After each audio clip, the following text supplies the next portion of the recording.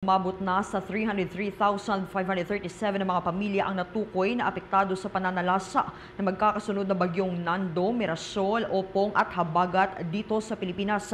Ito ay katumbas na mahigit 1,212,000 na mga individual.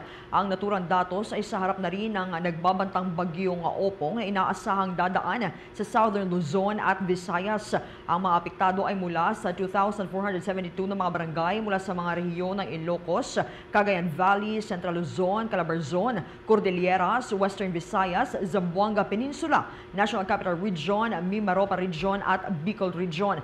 Nananatili naman sa loob ng evacuation center ang mahigit 5,000 na mga katao na katumbas ng mga malapit sa 2,000 pamilya. Kasabay nito ay umapila naman si Office of Civil Defense Administrator Undersecretary Harold Cabreros na habang hinaharap ng bansa ang epektong dulot ng nagdaang Super Typhoon Nando, kailangan ding paghandaan ang malawakang epekto ng bagyong Opong na una nang naglandfall sa Visayas at Southern Luzon.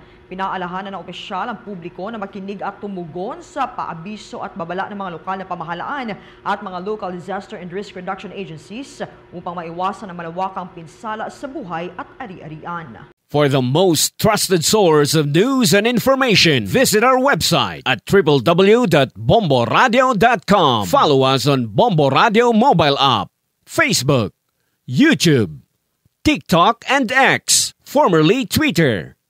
Like, share, and stay connected. Anytime, anywhere.